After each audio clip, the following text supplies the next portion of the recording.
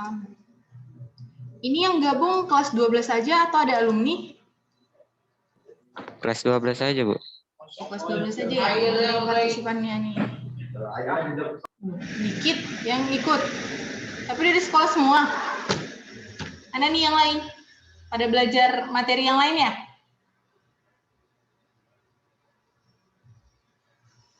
Ya. Oh, jadi sebelumnya Ibu mau nanya nih, gimana kabarnya anak-anak, pada sehat? Alhamdulillah sehat, Bu. Luar biasa. Yang udah ujian udah berapa orang kira-kira yang kalian tahu? Baru alumni, Bu. Baru alumni. Yang kelas 12-nya belum ada yang ujian? Belum ya? Belum ya? Oke, jadi di sini kita akan bahas mengenai soal UTBK, tapi ini lebih ke arah materi keanekaragaman hayati. Keanekaragaman hayati, klasifikasi, sama ke materi apa namanya? Jadinya ya. Materi klasifikasi keanekaragaman hayati sama nanti masuk ke bioma, udah masuk itu dulu mungkin ya, nanti ambil soalnya kita lihat ya. Jadi mungkin ada beberapa soal yang udah kalian bahas. Kalau udah kalian bahas, bilang sama Ibu ya.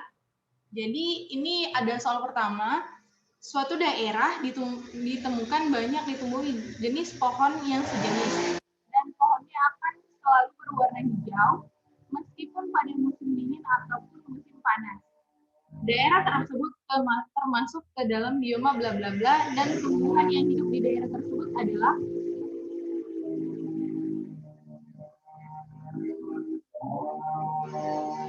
Kira-kira jawabannya apa nih? Ada yang tahu? B, Bu.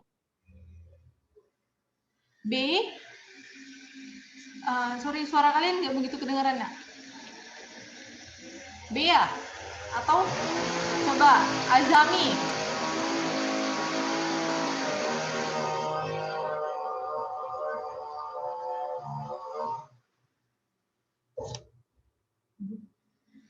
Suaranya kedengaran, Nak?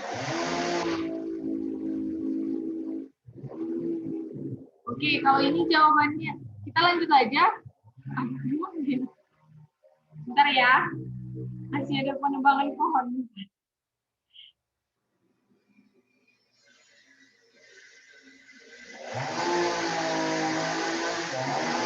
Kalian coba cari jawabannya ini ya.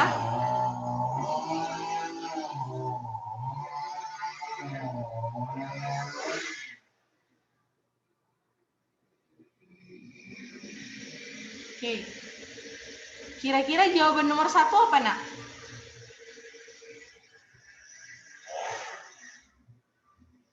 Tadi kalau Ibu nggak salah dengar dari Azhami ada bilang bahwa jawabannya yang B ya. Bisa kasih alasannya?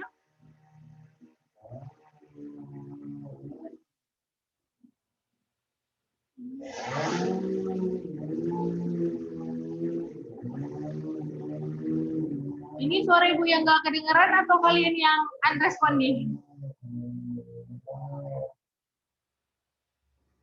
Bu, dengar, Bu. Jadi jawabannya yang B ya. Kenapa kira-kira, Nak? Ada yang bisa kasih alasan sebelum Ibu jelaskan? Taiga itu, Bu.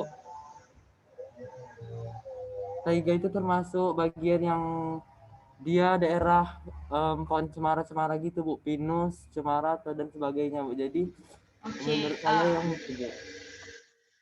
Oke, makasih ya. Jadi benar ya, jawaban yang ini yang B. Mungkin ya kalau soal yang ini masih mudah ya.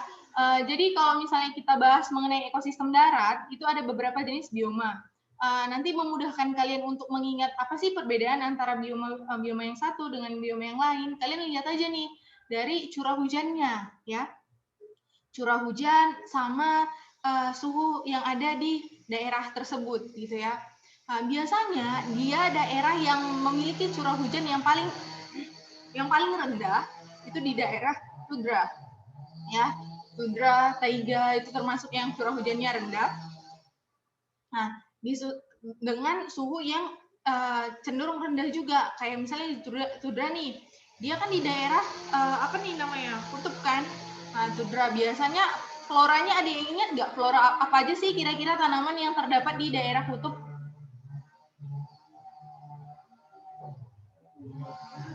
Oke, kalau di daerah kutub tadi, dia biasanya flora yang ditemuin itu masih dengan jumlah yang sangat sedikit ya. Bisa kalian lihat ada lumut, ya kan? Ada lumut, terus siap itu kalaupun tumbuhan yang sudah berpohon itu masih sejenis blueberry, bilberry, sejenis-jenis bilberry nanti yang ada. Nah, kalau taiga tadi ini, yang dia cenderung, dia nanti hutannya homogen, di mana dia cenderung berwarna, terus di mana tumbuhan pohonnya itu dia warnanya hijau sepanjang tahun. Ada hutan hujan tropis yang dia bersifat heterogen, ya. Ini ada sabana maupun sabana ataupun stepa. Oke, yang stepa yang Oke. Yang ini yang stepa, yang ini yang sabana, yang ini yang sabana, yang ini yang stepa. Kalau yang stepa dia rumput. Kalau misalnya stepa gini. Kalau dia yang sabana, dia itu yang ini, dia padang rumput namun masih ditemui tumbuhan-tumbuhan sejenis eukaliptus dan lain-lain. Tapi kalau misalnya dia yang cenderung ke arah stepa, yang padang rumputnya luas, lebih banyak rumput-rumputan nih nanti yang kalian lihat. Adapun jenis tumbuhan berbunga itu yang kecil cenderung. Ya, kalau gurun yang dia punya range suhu yang cenderung sangat berbeda nih antara siang sama malamnya, dan juga tanamannya itu biasanya tanaman xerophyt ya. Ataupun ada juga bioma hutan gugur ya. Dia yang biasanya di negara yang memiliki 4 musim. Oke. Kalau misalnya dari grafik yang Ibu tunjukin, kalian bisa lihat nih yang curah hujannya paling tinggi hutan hujan tropis, disusul oleh hutan hujan temperata. Ya, kalau hutan hujan temperata ini nanti dia mirip sama hutan hujan tropis, namun dia cenderung tumbuhannya itu yang berbatang lebih lebar, gitu ya. Tingkat heterogenitas tanamannya lebih tinggi yang hutan hujan tropis, ya. Oke. Nih, soal nomor 2. Fauna di Indonesia dibagi menjadi fauna orientalis, peralihan, dan australis. Fauna yang berada di wilayah Maluku umumnya kira-kira ada yang tahu? Maluku. Dia termasuk ke fauna orientalis, peralihan, atau australis?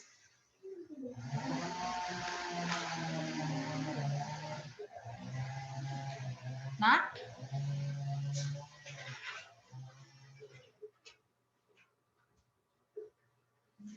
halo.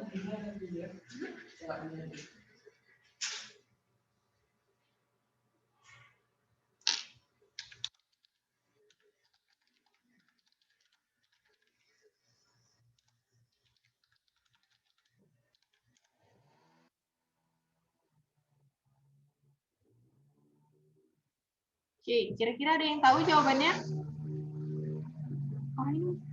Kalian masih di situ kan, Nak? Aidil, Rido, Sakina Zahra.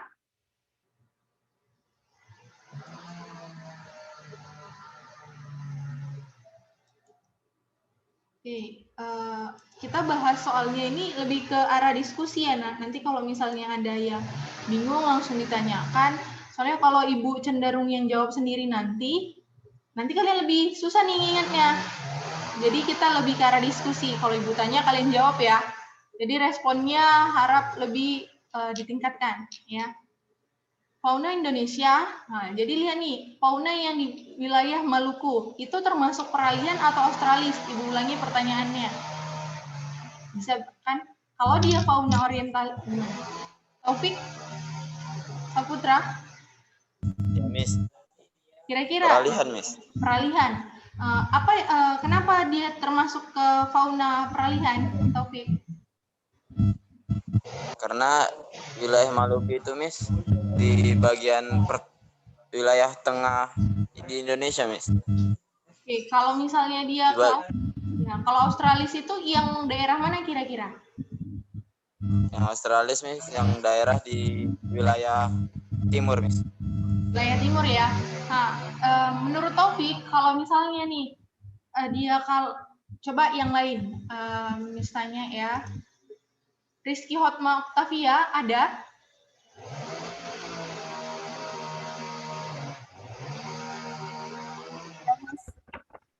Rizky Hotma? Oke. Rizky, menurut Rizky, kalau di daerah peralihan, dia kalau ukuran untuk reptilnya sendiri, itu contohnya apa sih kira-kira? Komodo, Miss. Komodo. Nah, cenderung berukuran besar? Besar, Miss. Oke, jadi option yang A ada kemungkinan benar ya. Nah, simpan. Kalau yang B, kelompok Aves memiliki ukuran yang kecil dengan warna kurang menarik. Nah, kira-kira ada yang tahu nggak contoh Aves yang ada di daerah peralihan?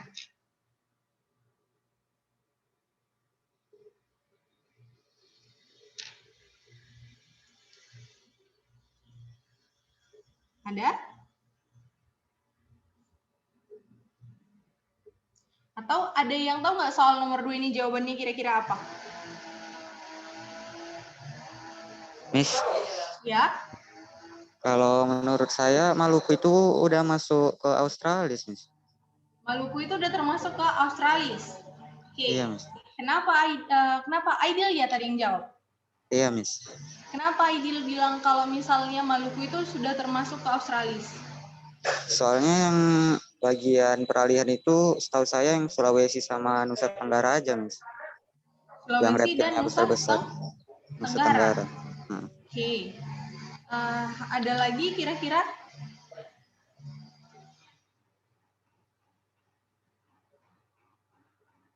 Oke, kita ini ya, kita bedah satu-satu.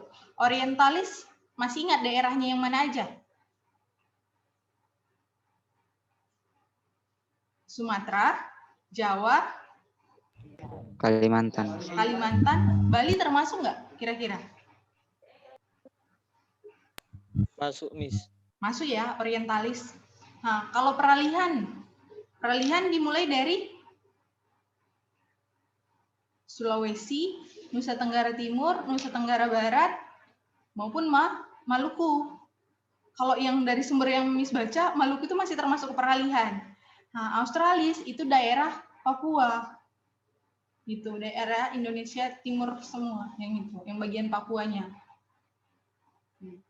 Jadi kalau misalnya merujuk ke sini, nah biasanya kalau dia yang lihat ya, yang B, kelompok Aves memiliki ukuran yang kecil dengan warna kurang menarik. Ini merujuk ke fauna orientalis, ya kan? Kalau C, berupa burung eksotis misalnya paradise. Ada yang tahu paradise ini termasuk ke burung apa? Australis. Cendrawasih pernah dengar? Pernah, Miss. Nah, cendrawasih itu termasuk ke fauna Australis. Indonesia Australis ya. Berarti yang C enggak. Yang D merupakan mamalia berukuran kecil. Kira-kira kalau mamalia berukuran kecil itu contoh mamalia yang ditemukan di orientalis, peralihan atau Australis? Orientalis. Orientalis. Oke, kalau dia di daerah orientalis, mamalianya cenderung besar nih. Nah, kayak misalnya nih gajah, ya, gajah, harimau besar. Tapi kalau misalnya kita lihat di Australis, kebalikannya, dia cenderung mamalianya lebih kecil kayak kanguru, anoa, dan yang lain, ya. Nah, kayak gitu kan ukurannya lebih kecil. Kalau peralihan, bukan anoa, di Australis koala. Nah, kalau peralihan dia yang sejenis anoa nih, ukurannya sedang, relatif sedang, ya, gitu. Jadi kalau yang D ini bukan. Nah, yang E bukan merupakan mamalia berkantung, ya. Ya juga, namun kurang spesifik, ya. Soalnya kalau dibilang mamalia berkantung kan biasanya di Australis nih, fauna Australis. Nah, tapi kurang pas gitu. Nah, lebih pas yang ke A, berupa reptil berukuran besar. Karena biasanya di peralihan, khususnya di daerah, kalau di bagian peralihan kan dia reptilnya cenderung berukuran besar, komodo dan lain-lain. gitu ya. Yang A. Coba ini. Nih, ya. Kalau untuk daerah peralihan. Namanya ini.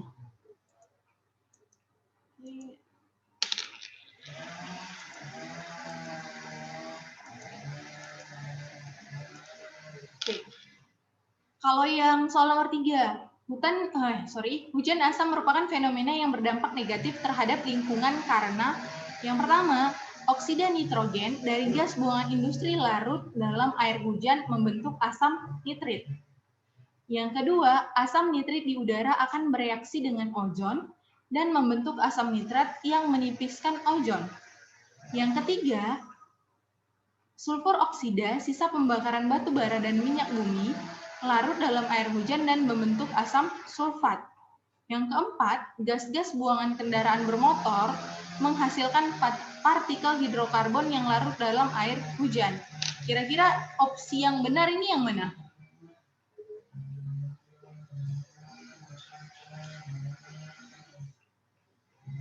Opsi pertama kira-kira benar nggak, Nak?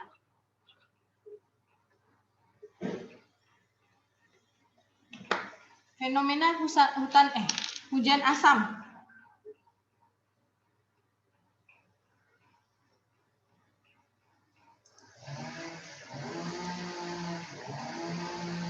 Fauzanur.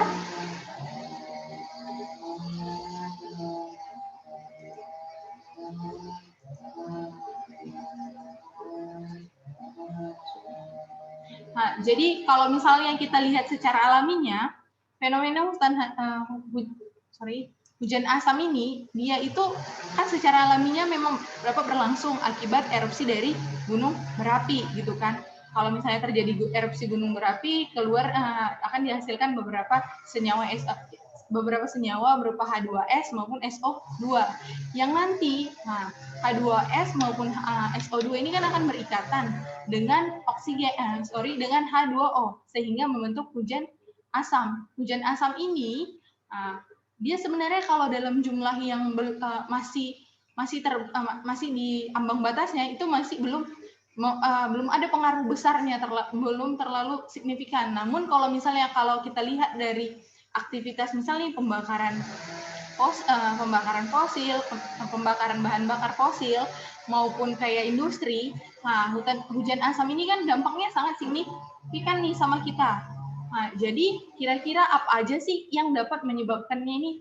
Satu, tadi kita lihat ada sulfur oksida maupun nitrogen oksida. Nitrogen oksida juga berpengaruh dalam proses pembentuknya hujan asam. Berarti dari sini kita tahu kan, option yang nomor 1 dan option nomor 3 itu benar. Jadi yang jawaban yang paling tepat itu yang 1 dan 3. Ya. Kalau 4 kurang pas ya. Oke. Soal nomor 4 nih, kira-kira. Fenomena global warming disebabkan efek rumah kaca, yaitu banyaknya pembangunan rumah-rumah kaca di dunia sehingga panas matahari terperangkap di bumi. Sebab gas-gas yang paling berperan menyebabkan global warming adalah SO2 dan NO2. Kira-kira ada yang tahu jawabannya? Sebelum kita bahas sama-sama.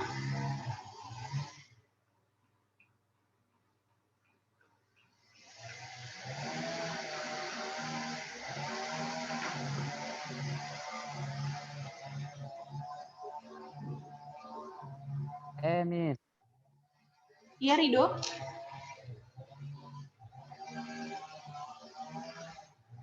Jawabannya apa, Dok?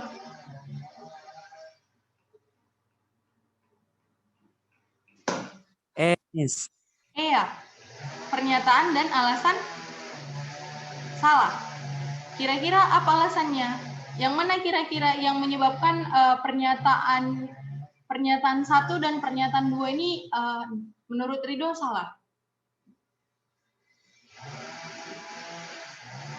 Kalau yang pernyataannya itu, Miss, bukan rumah kaca yang buat global warming, Miss, tapi kayak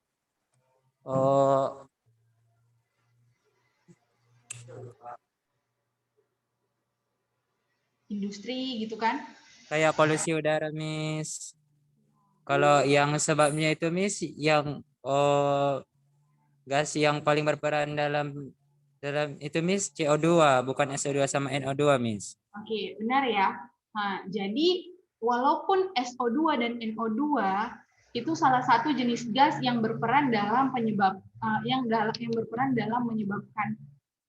efek rumah kaca, namun bukan yang paling berperan nih, ya.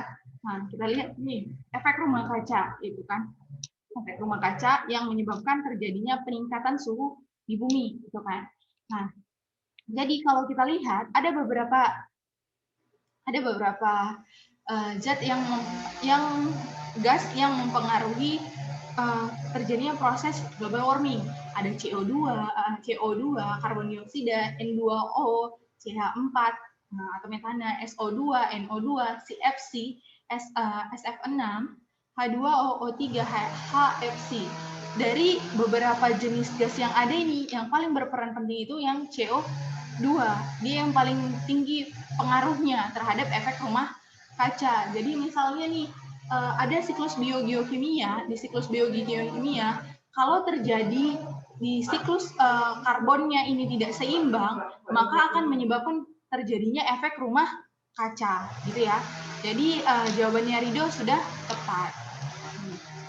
Kalau yang soal nomor 5, biomagnifikasi dapat terjadi melalui pencemaran air oleh bahan non-biodegradable.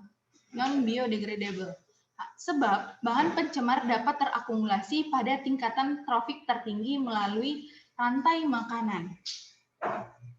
Oke.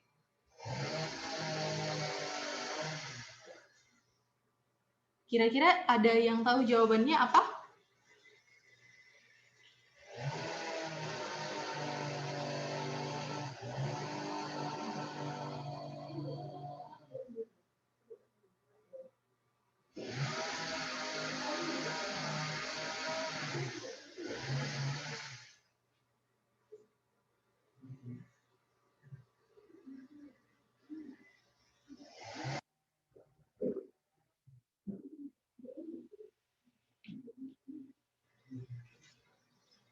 Yang A ya, Miss.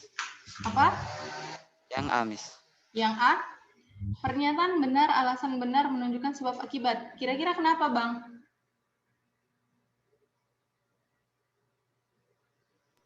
Kenapa pernyataannya benar? Karena kan biomagnifikasi itu kan penumpukan zat-zat berbahaya di tubuh makhluk hidup kan, Miss. Ya. Itu biasanya disebabkan kayak dari pupuk yang nggak bisa didegradasi alam. Ya. Makanya nanti dia terakumulasi di tingkat trofik tertinggi. Benar. Jadi benar ya jawabannya yang kita bahas singkat. Jadi kalau disebut biomagnifikasi itu benar tadi yang dibilang sama Aidil, meningkatnya atau terjadinya akumulasi penumpukan suatu zat pada organisme yang menempati tingkat trofik tertinggi. Jadi jadi gimana sih caranya dia bisa terakumulasi pada trofik tertinggi gitu kan? Nah, jadi dia pengalirannya ini gitu. Misal contoh paling sering itu penggunaan pupuk kimia. Tapi kalau di soal tadi kita lihat dia pencemaran air oleh bahan non biodegradable. Jadi kalau misalnya kita ambil contoh nih bahan biodegradable itu dia merupakan suatu zat yang tidak dapat terbiodegrada atau tidak dapat hancur gitu, langsung habis gitu diapakan oleh tanah gitu kan. Jadi ini benar. Kenapa gitu kan? Kenapa? Sebab kita tahu kalau bahan biodegradable dapat menyebabkan pencemaran air sehingga ada beberapa zat yang masuk ke dalam tubuh makhluk hidupnya, gitu ya. Jadi kalau di sini yang paling sering diambil itu ada penggunaan pestisida, yaitu diphenyl trichloroethanol. Jadi atau sering disebut sebagai DDT. Jadi misalnya nih DDT atau pupuk kimia tadi termakan kalau misalnya di rantai makanan air gitu di air gitu kan, ada contohnya fitoplankton tadi akan dikonsumsi oleh zooplankton, yaitu pemakan fitoplankton. Biasanya zooplankton ini kan dimakan ikan kecil nih, ataupun bisa jadi nanti ikan kecil langsung memakan fitoplankton gitu kan. Jadi jumlah zooplankton yang dimakan oleh ikan kecil ini kan jumlahnya lebih banyak, otomatis jumlah dari pupuk kimia atau pestisida yang dimakan oleh ikan kecil ini lebih banyak nih daripada zooplanktonnya. Jadi semakin tinggi tingkat trofiknya, maka jumlah zat yang pencemar terakumulasi di dalam tubuhnya lebih tinggi, gitu ya. Oke. Kalau yang ini, berikut ini yang merupakan contoh keanekaragaman hayati tingkat jenis. Ada yang tahu?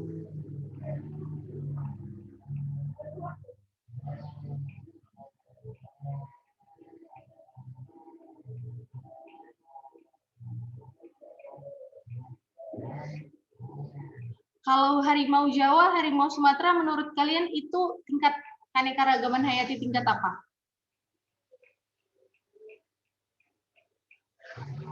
Atau kalian kita ingat ya. Jadi tingkat keanekaragaman hayati itu dibagi jadi 3, tingkat gen, tingkat spesies, sama tingkat ekosistem. Jadi kalau gen itu dia punya istilahnya, dia masih dalam satu nama Latin, tapi udah beda nih jenisnya gitu.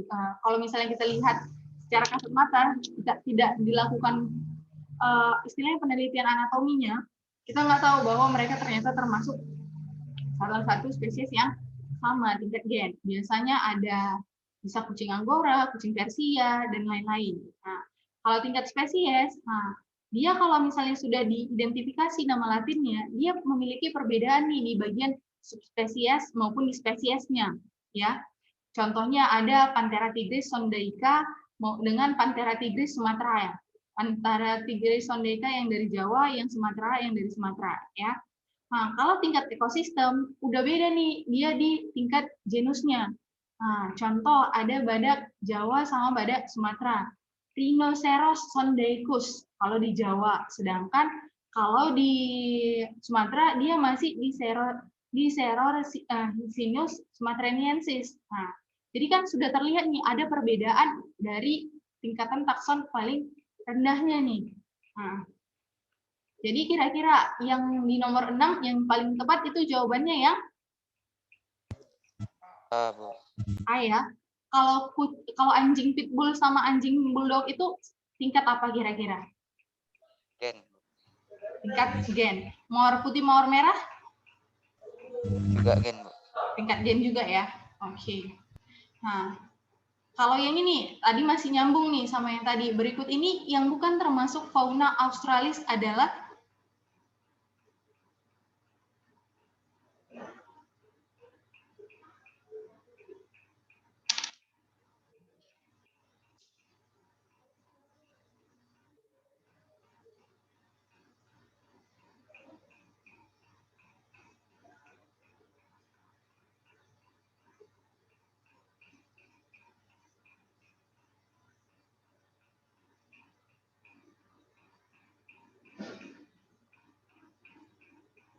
coba.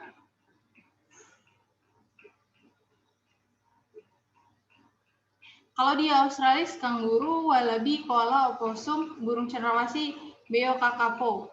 Jadi kira-kira yang di option yang ini, kira-kira yang mana sih yang enggak gitu? Yang paling tidak? Yang D kan, ada beruang madu, orang utan, dan burung kasuarinya pas, tapi beruang madu dan orang utannya tidak ya? Atau ada lagi yang lebih nggak pas nih kira-kira? Menurut kalian yang tidak termasuk Australis?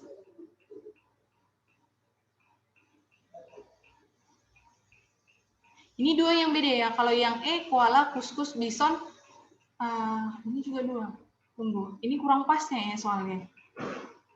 Burung kasuari Australis, kuskus peralihan, ya kan? Di Sulawesi. Burung cendrawasih Australis.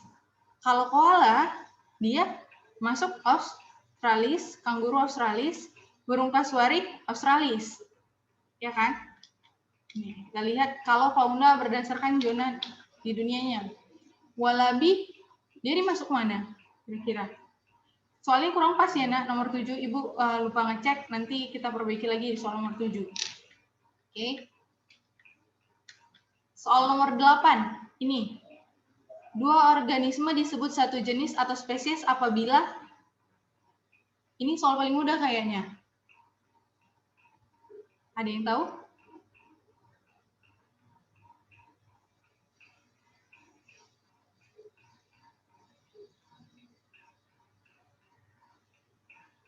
Kalau dia satu spesies.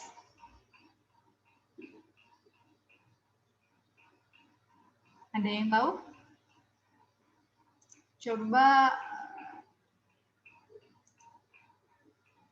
Oke, langsung aja ya. Karena udah jam 10.30. Jadi kalau misalnya dia disebut satu spesies, dia harus memiliki struktur, morfologi, anatomi, fisiologi yang sama, ya. Nah, jadi untuk membuktikannya itu dia memiliki struktur yang sama bisa dilakukan dengan cara perkawinan, yaitu kita lihat nih hasil perkawinannya fertil atau enggak nih. Nah, jadi kita harus lihat nih. Nah, dapat dilakukan dengan saling kawin dan menghasilkan keturunan yang fertil. Kalau dilihat dari morfologinya aja, bisa nanti di anatominya ada yang berbeda nih, ya, gitu. Ataupun di fisiologinya ada yang berbeda, gitu ya. Kalau yang 9, harimau Sumatera diberi nama ilmiah Panthera tigris sumatra. Kata tigris dan Sumatera pada nama tersebut berturut-turut menunjukkan apa kira-kira? Oke, ya. Tigris, Panthera, genus. Tigris, spesies. Sumatera, subspesies. Berarti jawabannya yang C. Ya. Kalau varietas, subvarietas itu lebih mengacu kepada jenis flora, ya. Oke, nomor 10. Mark ingin mengelompokkan beberapa tumbuhan hasil temuannya berdasarkan ciri-ciri yang tampak seperti karakteristik daun, batang, bunga pada tumbuhan tersebut. Maka Mark menggunakan sistem klasifikasi apa kira-kira? Ada yang tahu?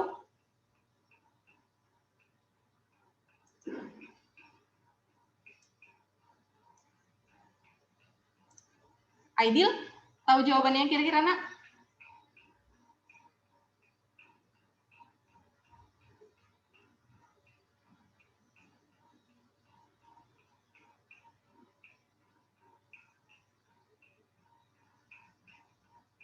Oke, langsung Ibu jawab aja ya. Jadi kalau filogenetik berdasarkan sejarah evolusinya gitu kan. Nah, kalau yang alami berdasarkan morfologinya. Kalau klasifikasi artifisial, dia berdasarkan habitat hidupnya gitu. Kalau klasifikasi gabungan, ini lebih mengarah ke percampuran antara morfologi sama yang artifisial. Nah, kalau klasifikasi umum ini nggak ada, lebih ke arah yang klasifikasi umum ini kalau secara tajuknya nanti lebih ke arah ya bahasa Indonesia dan lain-lain, beda artiannya ya. Oke, jadi kalau berdasarkan ini kayak karakteristik bunga, daun, batang bunga, ini lebih merujuk ke arah evolusinya kah, morfologinya, atau habitat hidupnya menurut kalian? Morfologi. Berarti dia menggunakan sistem klasifikasi alami. Jawabannya yang B. Itu ya. Oke. Jadi sekian pertemuan kita. Kira-kira ada pertanyaan?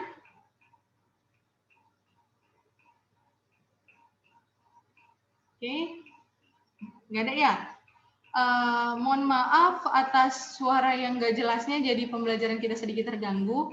Semoga UTBK kalian berjalan dengan lancar, bisa dijawab semua soal-soalnya, baik itu biologi, semua soalnya dengan nilai yang bagus, di atas 550 paling kecil, mudah-mudahan amin.